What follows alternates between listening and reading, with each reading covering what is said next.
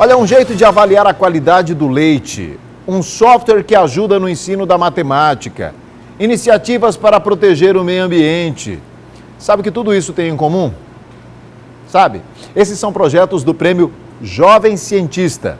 Esse ano acontece a 29ª edição da premiação e para falar sobre a importância dele, sobre como participar, nós temos o vencedor do ano de 2012, o Rodrigo Gonçalves Dias, é pós-doutor em genética, cardiologia e medicina do esporte. Vem para cá, Rodrigo, para a gente conversar.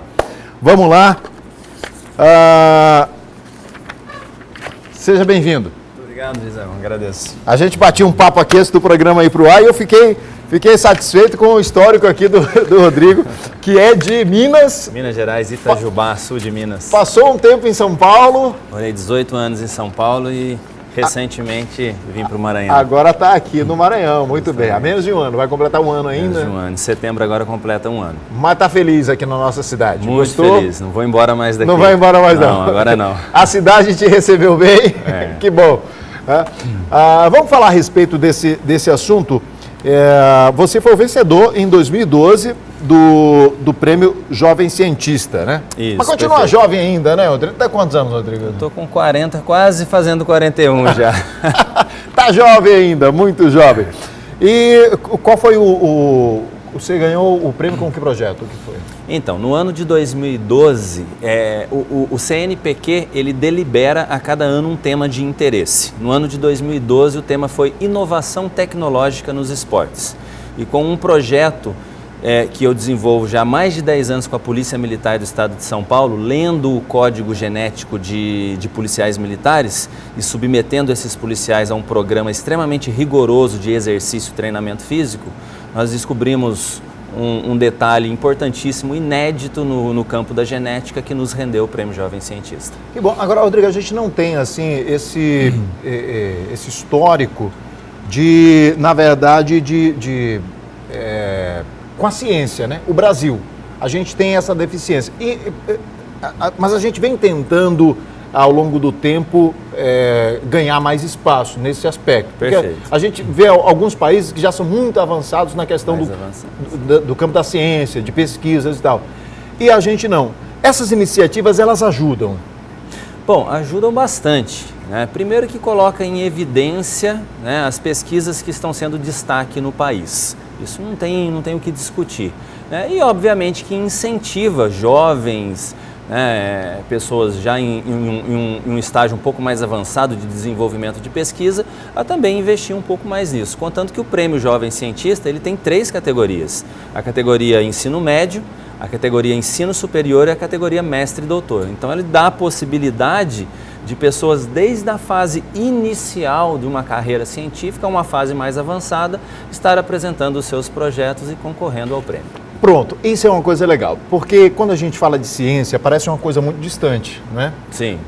Mas não é, e a gente já mostrou isso aqui nesse programa diversas vezes, como por exemplo algumas iniciativas, inclusive de nível estadual, com os IEMAs, com as escolas estaduais, onde os jovens, ainda ali no ensino médio, no ensino técnico, eles têm essa oportunidade. Já estão envolvidos. Exatamente. Né? Com então, o desenvolvimento, mesmo que seja uma pesquisa básica, eles já estão envolvidos. E esse é que é o legal, porque começa a ser uma coisa mais próxima. Inclusive também nós trouxemos aqui, eu esqueci agora, eu vou cometer aqui a indelicadeza de não lembrar do nome do professor que esteve aqui conosco, e falando a respeito de um evento de ciência, e exatamente para aproximar também as pessoas, não só quem é da comunidade científica, não só quem pretende ser um pesquisador, mas aproximar as pessoas de fora também disso, de entender um pouquinho de que a ciência ela está ligada a tudo do nosso dia a dia, não somente as coisas mais distantes, mas Perfeito. Não é isso? Tudo é uma ciência, né? A gente tem que partir do princípio que tudo que hoje a gente tem comprovado,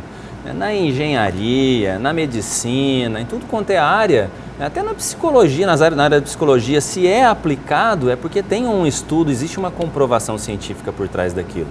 Né? E ciência é desde algo básico, desde algo muito simples, que não necessita de tanto recurso financeiro para ser desenvolvido, até pesquisas mais caras, como por exemplo as minhas da área de genética, né? Que a gente usa um chip para ler o código genético das pessoas. Olha só, que legal.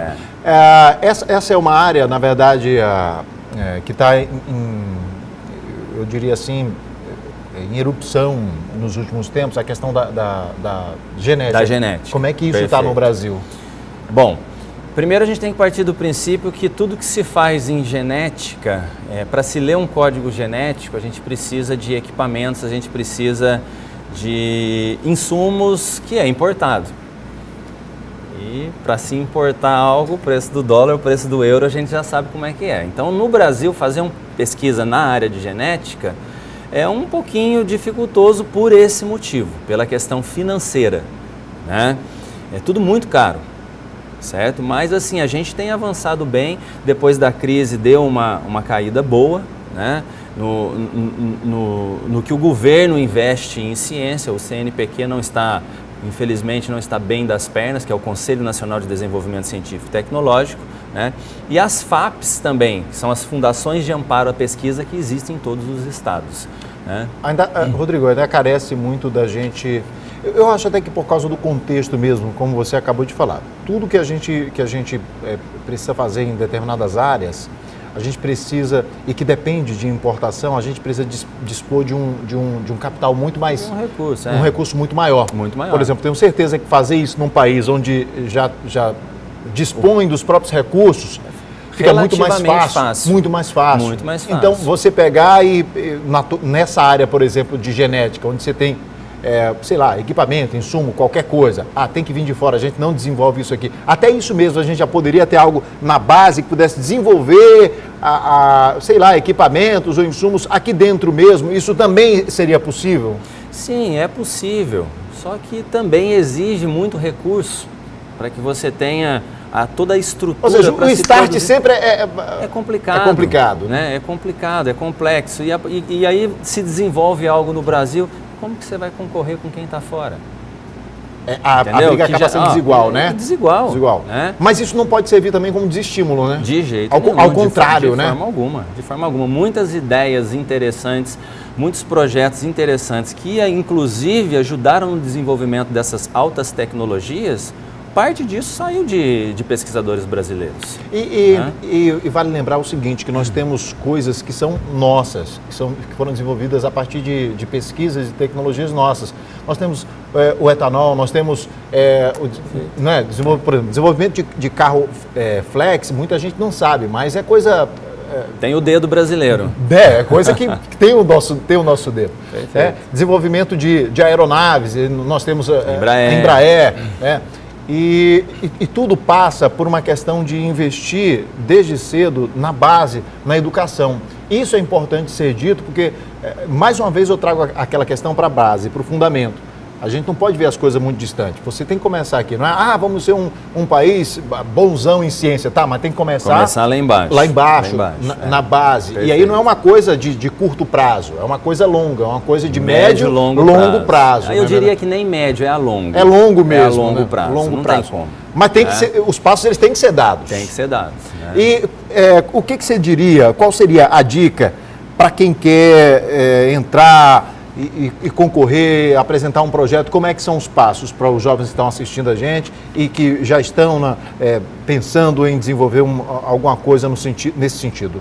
Bom, veja bem, primeiro que uma ideia, ela não nasce do dia para a noite, né? Precisa ter, a mente precisa ser provocada, a mente precisa ser estimulada, né? Então, assim, como é um prêmio destinado a ensino médio, né, a ensino superior e mestrado, doutorado, o ensino médio, aquelas pessoas, a criançada da base, né, ela tem que, na escola, conversar com os professores, falar, professor, olha o tema desse ano, o que dá para a gente fazer em cima disso? O que dá para a gente desenvolver e pensar? E o interessante é que o Prêmio Jovem Cientista, ele não olha para aquelas coisas que envolvem uma alta tecnologia por trás. Ele valoriza muito as ideias simples, as ideias que partiram de pessoas que não têm recurso nenhum para ter, pensado, para ter articulado aquilo na mente. Então ele valoriza isso também, né? Que na verdade,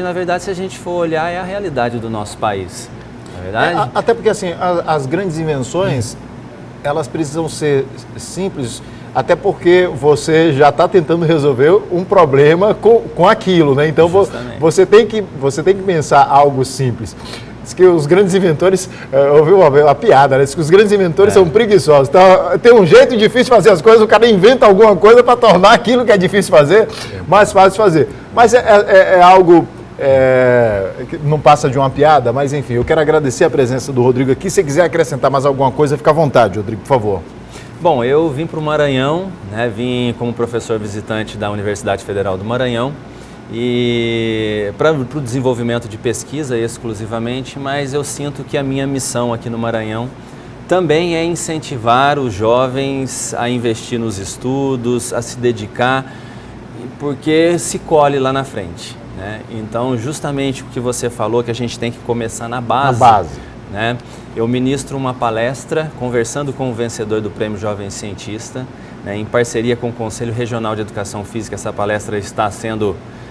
eu estou viajando pelo estado do Maranhão inteiro, né, ministrando e justamente conversando com esses jovens, contando um pouquinho da minha história, dos acertos, dos erros, sucessos e insucessos da minha vida, mostrando que tudo depende de uma dedicação, de uma insistência e persistência e que vale a pena investir nos estudos, né? E, obviamente, que isso tem uma intenção secundária em incentivá-los a uma participação em prêmios desse tipo, né? Porque vale a pena mostrar para o país um potencial enrustido, um potencial guardadinho ali, que tem grandes chances de surtir uma ideia interessante que possa solucionar algum problema do nosso país. E aproveitar essas oportunidades, né? Um prêmio desse eu acho muito legal, porque incentiva e, de fato, se a gente está, em relação a outros países do mundo, engatinhando, mas daqui a pouquinho a gente está andando e está correndo também. Com certeza. E muda a vida da pessoa, viu? O prêmio. Quero agradecer, Rodrigo. Eu que agradeço. Muito obrigado aqui pelo papo, tá bom? Muito obrigado.